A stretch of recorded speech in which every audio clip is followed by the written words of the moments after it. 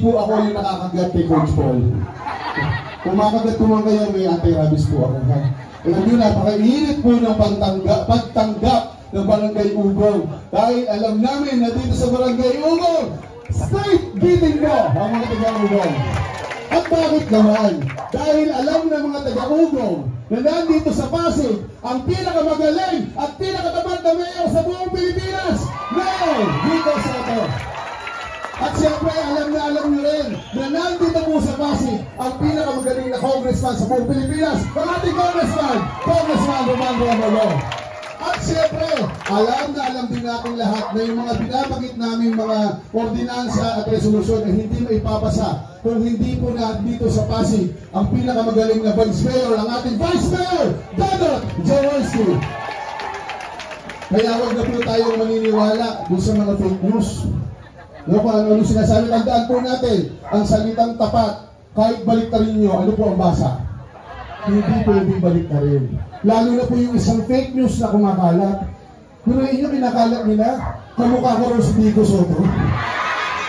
Huwag naman kayong maniwala, kawawa naman. Dahil ang totoo po, ang kamukha ko po ay si Congressman Romando Amolo. Sabi ni Simon, oh my God, dito ko yung ibig sabihin kamukha ko rin si Volta.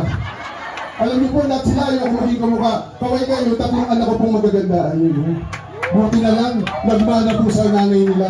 Sa totoo po, pinapanganak po lahat ng pinapanalangin ko lang, sana huwag maging kamukha ni Volta. 24, putang sinagot ko. Pero alam niyo po, isang masayang update lang po sa mga ordinansa na naipasa po ni Consejal Volta.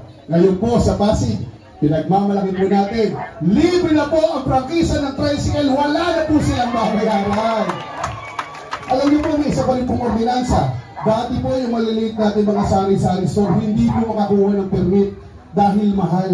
Ngayon po, yung mga 250,000 lang po ang kinikita every year. Ngayon po, libre na rin po ang permit ng mga sari-sari store, wala na rin silang babayaran. Alam niyo po, dito sa Pasig din, nung naging peace and order, di ba head po ako ng peace and order, hinuhuli po yung mga ambulant vendors. Kawawa naman. Anong ginawa natin sa pamumuno ni Mayor Vico at ng council? Ginawa na po natin legal. Kaya nakikita po niyo po yung mga card nila, may mga sticker na. Legal na po silang nakakapagtinda. At ang bonus po doon, pati po yung medical check-up nila o certificate po ng mga ambulant vendors dito sa Pasig, libre na rin, wala rin silang babayaran.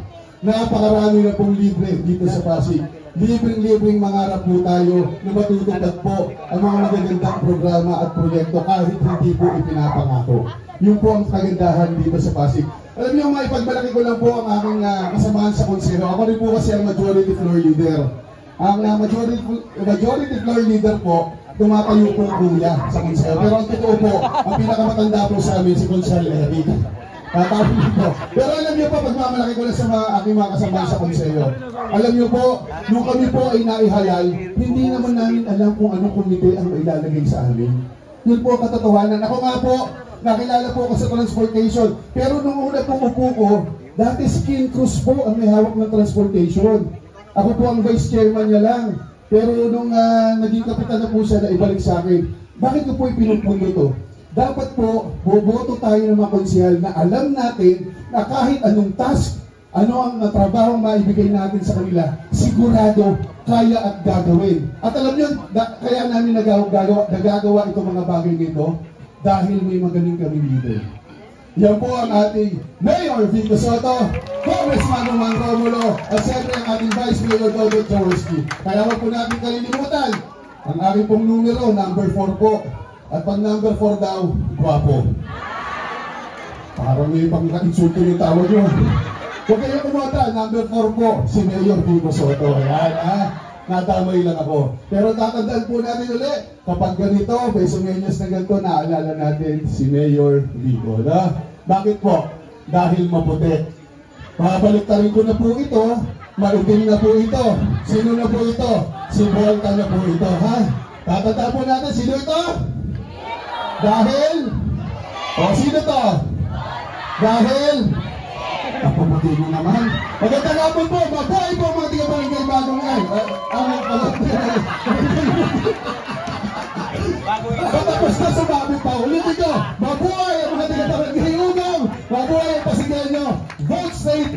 ng Pasig po tayo. Maraming salamat. Konsi Volta, barangay Ugong ko. Yung mga balota, Councilor Simon Tantoco. Maraming salamat po. Actually, marami po akong gusto i-report sa inyo, pero pipili lang po tayo ng highlights. Mamaya po may babanggitin si Councilor Pau. Nakita po kasi namin sa national na binaba na po nilang incentive sa seniors to 8 years old. Kaya minabuti po namin, of course, sa tulong ng ating chairman on senior citizens, na kopyahin po. So sa madaling salita, pagdating natin ng 80, 85, 90, 95, 100, meron na rin po tayo mabuong incentives. Kaso lang, nung napasa po namin yan last year, nung ina-announce na po namin yan, ang kadalasang feedback po sa amin, Konsi, paano naman po yung mga nasa gitnang edad? Paano yung mga nag-81, 82, edi taon pa po yung hihintayin? Nung mga panahon na yon, hindi pa po kami makakomit. Pero nung marami na po yung nag-suggest, nakipag-ugnayan po kami kay Mayor Vico at kay Vice Mayor Doton, and then sa kabutihang palad, meron po silang naibanggit na good news po sa atin. Sa madaling salita, only for the year 2025, lahat po ng 80 years old to 100 years old sa Pasig City, makakakuha po ng minimum 10,000 pesos. Tayo lang po yung nag-iisang city sa buong Pilipinas na nagsama ng gitnang edad. Kaya maraming salamat po sa buong council at sa ating mayor. Ngayon naman po, tawid naman po tayo sa mga committee na hawak natin. Tayo yung current chairman ng Trade, Industry and Commerce. Pag magne-negosyo po tayo, pag magsa-start tayo ng business, ano po ang numero unong kailangan natin maliban po sa isang business plan? Puhunan po, di ba? So we are happy to announce po na napalawak na po ni Mayor Vico sa tulong din ng chairman ng livelihood, si Councilor Pau, ang tapat loan. Meron na po ba sa inyong naka-avail o familiar po sa tapat loan ng Pasig City? O yun, maganda pong malaman po natin ito. Siguro makikipag-ugnayan na lang din po kami kay Cap Goya para magbigay po namin yung ordinance po sa kanya. So sa madaling salita, itong tapat loan, minimum na pwede po natin mahiram sa Pasig LGU is 10,000 pesos. And then tulad po ng isang pribadong bangko, pag maganda po yung payment natin, pag diligent po tayo sa pagbabayad, pwede po tayo mag-loan ng mas malaking amount. Ang maximum na pwedeng maaprubahan sa atin actually is 50,000 pesos. Kaya marami na po tayo magagawa dyan. Pero paalala lang po, itong tapat loan, hindi po siya ayuda. Livelihood program po to. Kaya medyo meticulous po yung requirements. Kasi syempre, gusto natin ma-priority dito yung mga seryoso talagang gusto magnegosyo. Panghuli na lang po, alam nyo sa ating lifetime, bihira po magkaroon ng pagkakataon na kaya natin ipakita, na kaya natin labanan ng isang malaking sindikato. Kaya nung natatakot pa po ang lahat, ang Pasig City po ang nag-iisang lungsod na nagtanggal po ng pogo sa buong Pilipinas. Ang maganda rin po dito, matapos implement ni Mayor Vico, nabanggit po ng ating Pangulo sa kanyang SONA, natatanggalin na rin po nila yung pogo sa buong bansa. Pero isipin po natin, Pasig City po ang unang nagpasa ng ganyang klaseng ordinance. Ngayon, magandang alam nyo rin po ma'am kung sino yung mga pumirma sa ganitong klaseng ordinansa. Siyempre hindi siya madali, malaking pera po at malaking sindikato yung kalaban natin dito. Kaya hindi po basta-basta madali ang pagpasa ng ganitong klaseng ordinance. Pero proud po ako i-share sa inyong lahat, naggiting ng Pasig lang po ang pumirma sa anti-pogo ordinance ng lungsod ng Pasig. Ano po ang ibig sabihin yan? Ano po ang simbolo ng pagpirma ng giting ng Pasig sa isang anti-pogo ordinance? Kami po sa giting ng Pasig, hindi po namin ipapagpalit sa pera ang dignidad namin, pero higit sa lahat po, hindi po namin ipapagpalit sa pera ang kinabukasan ng Pasig City. Magandang hapon po sa inyo lahat, and God bless po. Maraming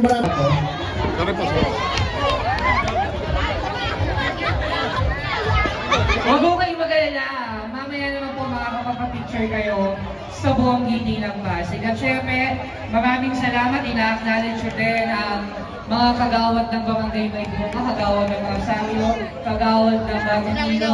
Upo na po tayo lahat at itutuloy na po natin ang ating. May 12, 14 days na lang, mission ho ng gini ng Pasig, kasabay ho ng pag-unlad ng ating Lungsod Pasig, ang pag-unlad ng bawat Pasigeno. Kaya lahat po tayo dito mga Pasigeno, vote straight, gini po ng Pasig. Maraming salamat. Mabuhay tayo mga Pasigeno, mabuhay ang Lungsod Pasig, and God bless us all po. Maraming po salamat. Muling iboto ang ating Para naman po sa Distrito 1, una po natin tatawagan, Majority Floor Leader ng City Council. Kampiyon natin sa Peace and Order. Pagkakaroon ng business permit ngayon sa Pasig, libre na rin. Matitibay na kapitan. Tapos niya, matitibay na kapitan, no? At alam niyo Pero po, pag pinakamatibay ito. check up dito sa Pasig, pag ambulant vendor ka, libre ka na rin, wala na rin bayan. At tayo ganda ko lang din po, kanina nakita ko lang din po yung mga nagpapasalamat ng mga ating mga peace and order na mga empleyado. Sabi nila, hindi na rin po nila makakalimutan na isang pamordinansa na ipasa po na Congressman ng Lungsod ng Pasig, Congressman Ramon Romeo! Magandang gabi dito sa ating mga kasama sa May Bunga Bliss 3 at syempre sa West Bank na nandito rin.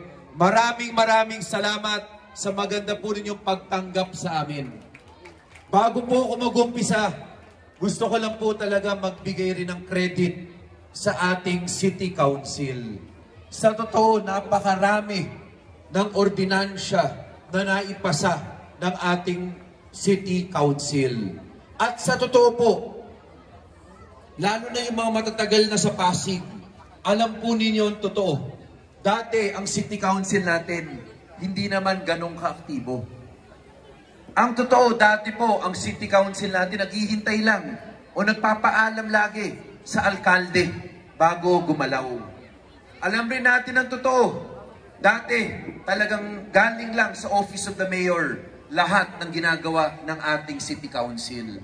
Pero, ngayon, sa pamumuno ni Vice Mayor Dodot Jaworski, ang ating City Council ngayon ay nagtratrabaho independently at ginagawa ang kanilang trabaho.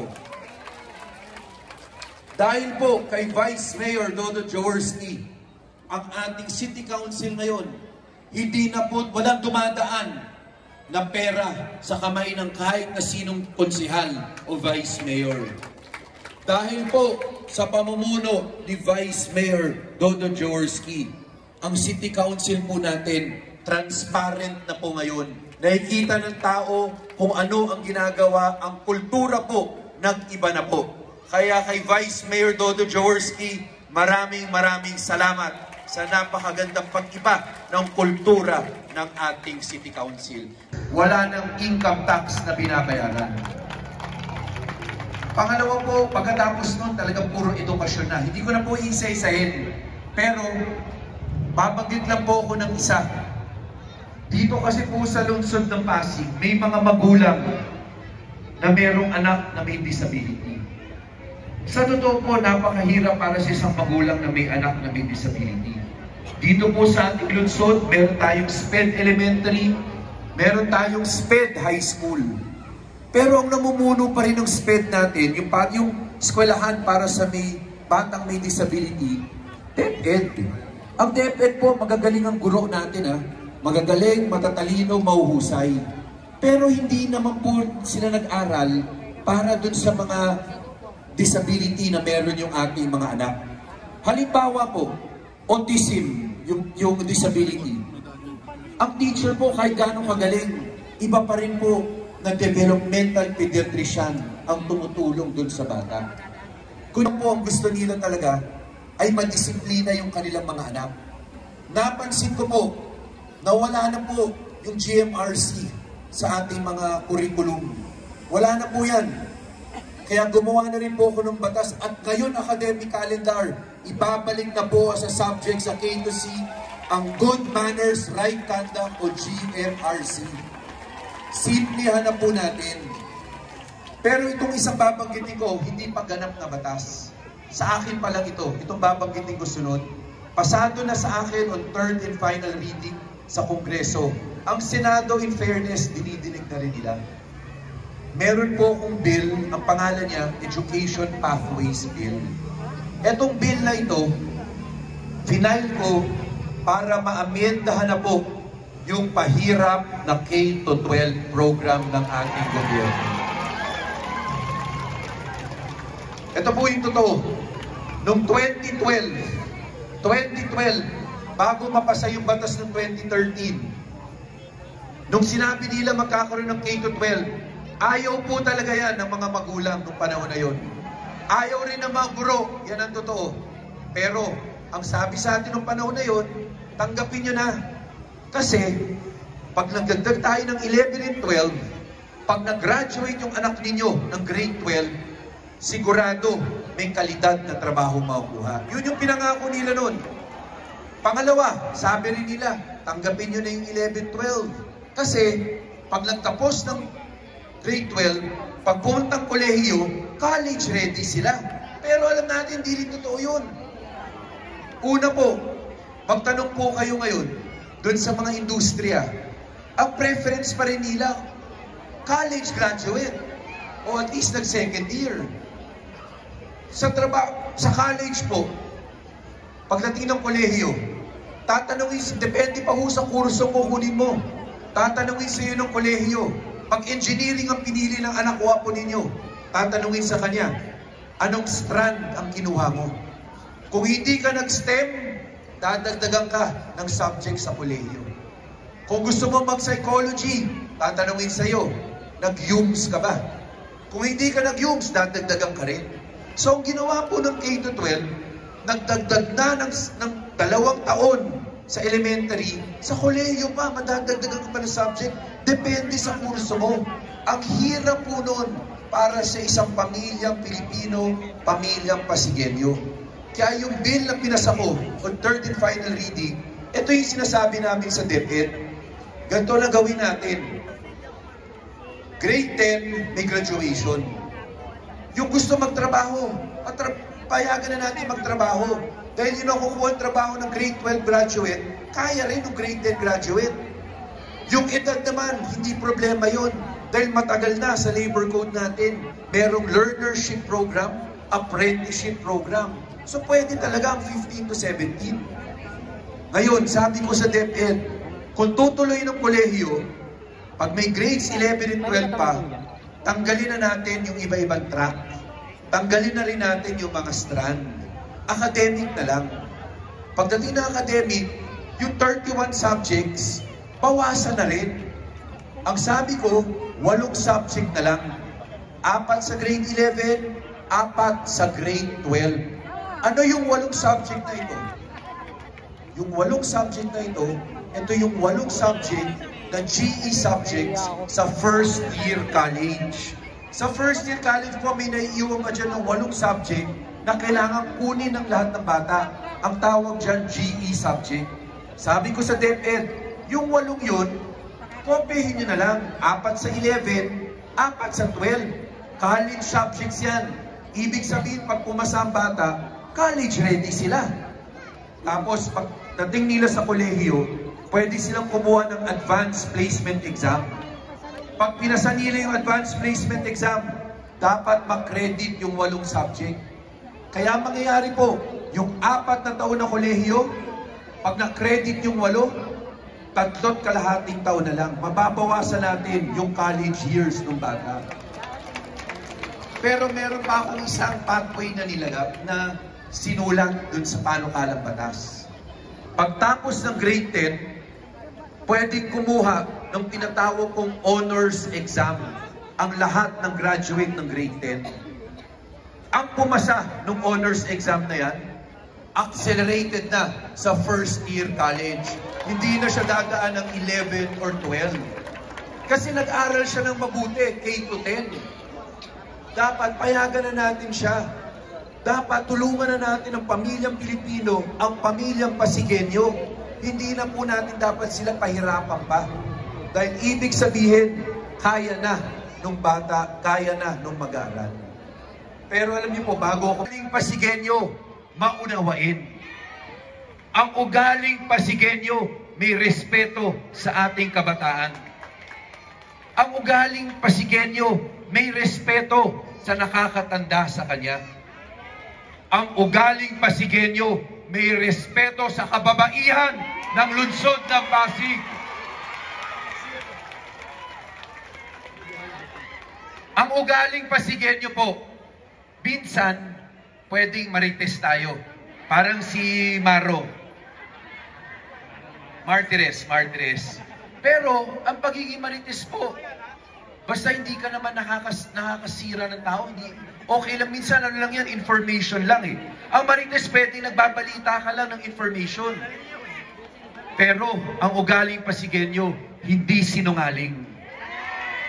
Ang ugaling Pasigueño, hindi naninira.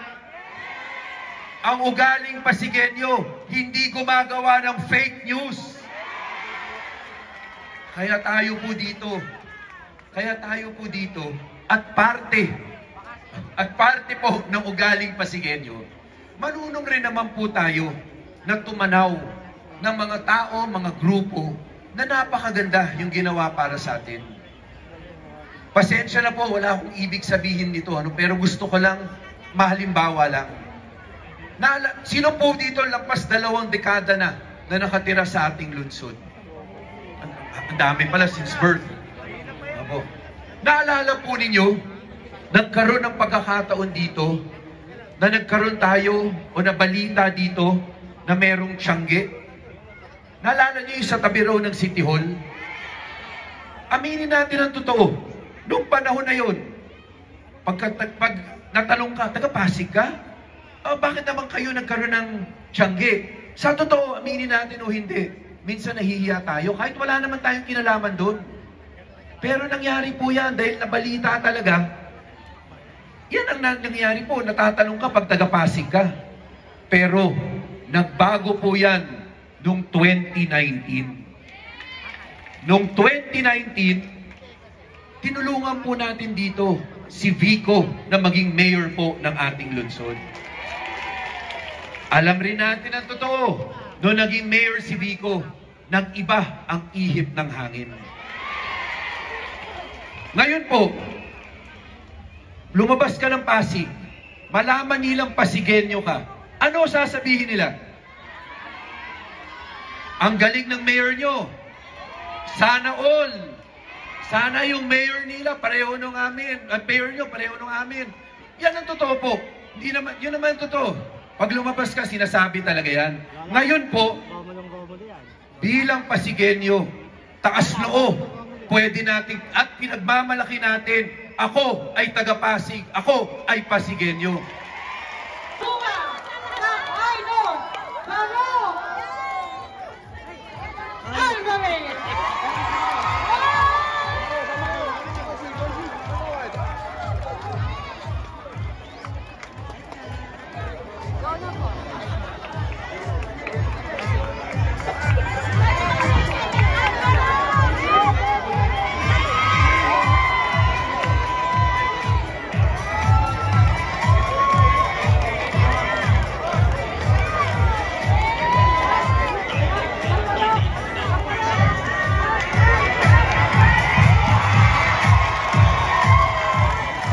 Okay!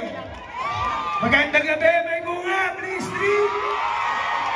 Siyempre, pasasalamat sa lahat po ng HOA, lahat po ng ating mga taga-flagway na nagpunta rito.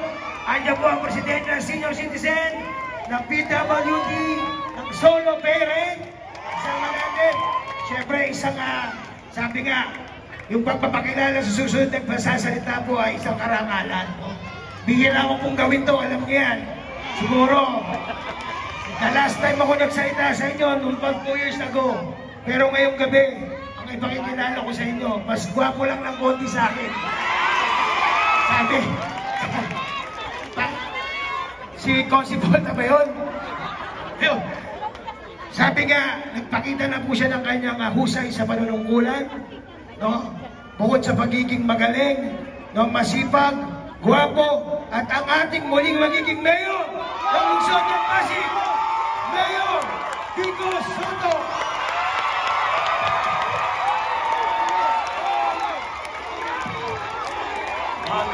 Magandang gabi! Ministry, kumusta po kayo?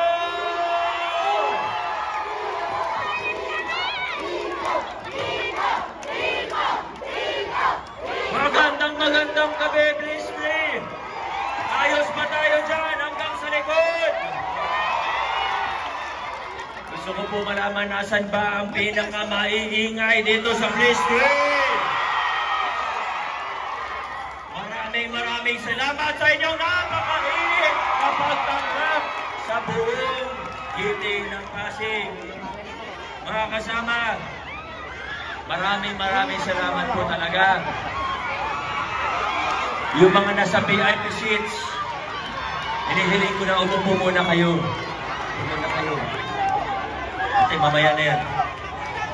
Yung mga nasa VIP seats, sayang naman ang mga upuan ninyo, gamitin po natin.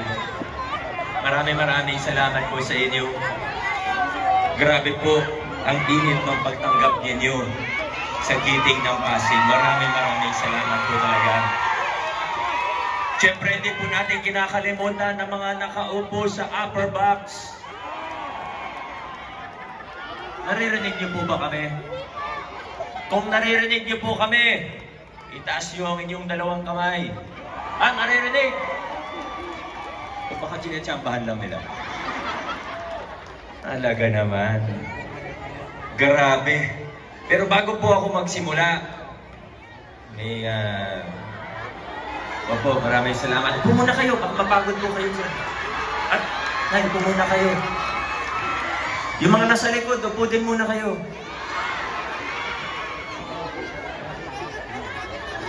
Aminin po namin, hindi namin inasahan na ganito grabe ang pagsalubong ninyo sa amin. Nakakataba po ng puso. Pero bago po magsimula, hihingi lang po ako ng konting pasensya ninyo. Dahil pagkatapos ng maiksing mensahe ko, kailangan ko po umalis kagad. Alam niyo po kung bakit. Sunday ng gabi ngayon. Bukas po, holiday, di ba? Di ba holiday bukas? Birthday lang ng aking ama. Bukas. Ngayong gabi yung dinner namin. Magsisimula daw yung dinner ng 7 p.m. Ano oras na ba? 7:10. Nakonect na ako! Kaya pagkatapos ng maiksing mensahe ko, takbo na rin po ako ha. Pasensya na po. Lagi naman tayong nakikita, di po ba? Grabe. Babiyahe pa ako. Yung dinner namin sa Dubai pa. Kaya hindi ako umabot.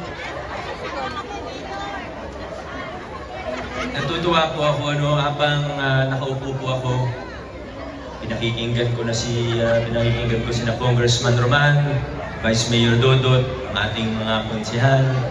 Mitingin-tingin ako sa aking paligid. Tinitingnan ko yung mga improvements po natin dito sa Ministry. Tinitingnan ko rin po ang inyong magaganda at poging mukha. At hindi ko maiwasang mag-flashback ng konti noong una akong bumisita dito sa inyo.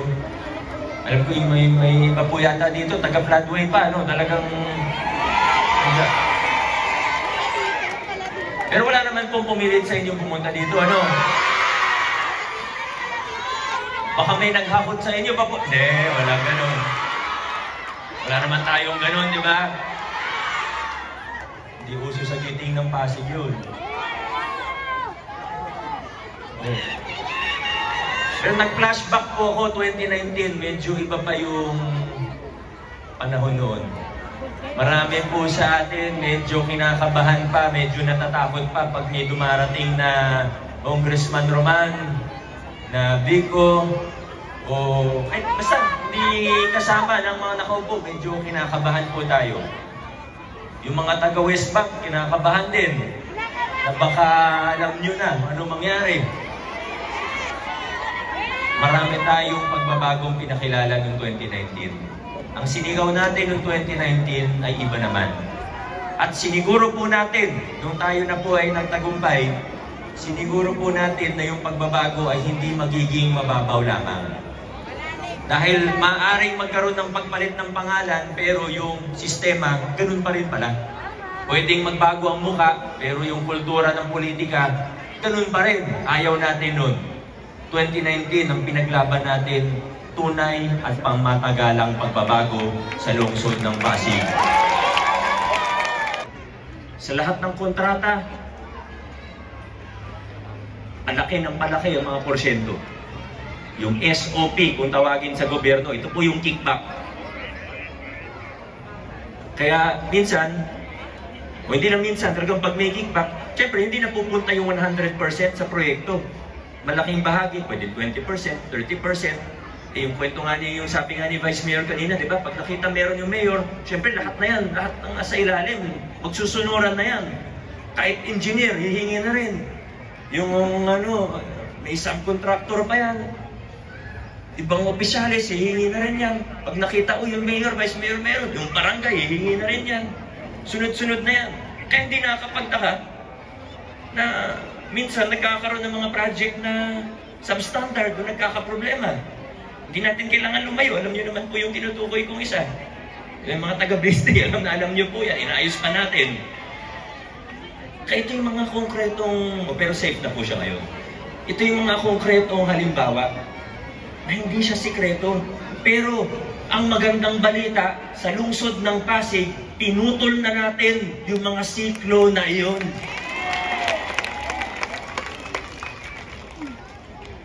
Nandito na po tayo. Yung mga, at kaya ngayon, pwede na natin expand. Yung mga laki ng natitipid natin, yun na dating nabubulsa. Tumataas pa yung income natin, nababawasan yung korupsyon. Ngayon, palawak na. Nandito na tayo sa yugto ng ating lokal na pamahalaan, kung saan lumalawak palalo ang mga benepisyo. Yung mga lumang programa, pwede expand. Marami rin bagong programa. Ang daming nagagawa po ngayon dahil sa pag-aayos natin ng ating pamahalaan at pagtataguyod ng mabuting pamamahala. Andito na tayo. Hindi ko sasabihin dumali yung trabaho kasi mahirap pa rin ang trabaho, pero mas gumaan ang loob ko. Mas naging panatag ako, mas lumakas pa nga ang loob ko mula nung nakasama ko na ang mga taong ito mula sa giting ng Pasig. Ngayon, meron tayong Vice Mayor na pwede rin natin ipagmalaki. Meron tayong Vice Mayor na tinaasan ang antas ng serbisyo ng City Council. Huwag natin kalimutan, ang pangunahing trabaho ng isang Vice Mayor ay bilang tagapangasiwa ng ating City Council o sanggunian. Ang tao na ito, napaka-professional. Bukod sa may integridad. Ba't ko nasabing napaka-professional?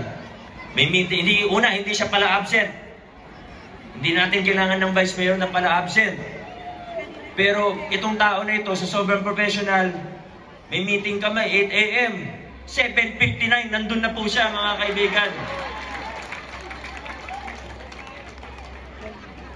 At sa ilalim ng kanyang pamumuno, yung mga konsyal natin sa giting ng Pasig, na binigyan nyo ng pagkakataon sa kanilang unang termino, ay nagtrabaho din.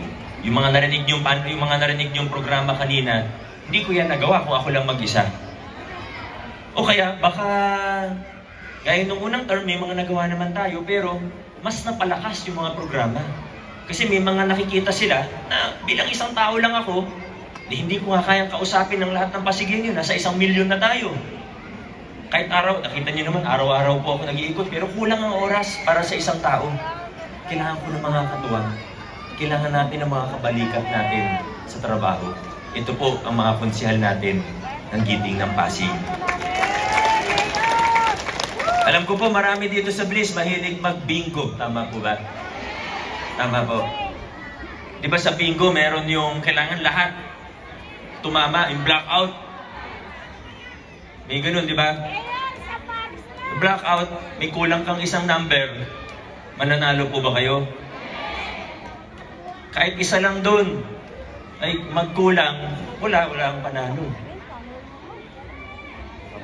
Ang hirap po na nasa sasakyan tayo, yung driver gustong dumiretso. Isipin nyo, nasa truck tayo. Gustong dumiretso ng truck driver. Pero merong pasahero, inaagaw yung manibela, gusto lumigo. Tapos na po tayo sa mga lumang kalakaran. Kung gusto nilang bumalik doon, wala. Sorry na lang sa kanila. Kasi tayo mga Pasigueño, hindi na tayo babalik sa mga lumang kalakaran. Hindi na tayo babalik sa takutan, sa palakasan. Sama-sama tayo, itaguyod natin ang mga prinsipyo ng mabuting pamamahala. Dahil sa lungsod ng Pasig, hindi tayo liliko, mas lalong hindi tayo u-turn. Dire-diretso tayo, pasulong, paabante, mga kaibigan, sa Pasig, dire-diretso po tayo. Maraming salamat, Barangay Maybunga, Kapparok Council, sa ating mga taga-Brisbane, Flatway. God bless Pasig City.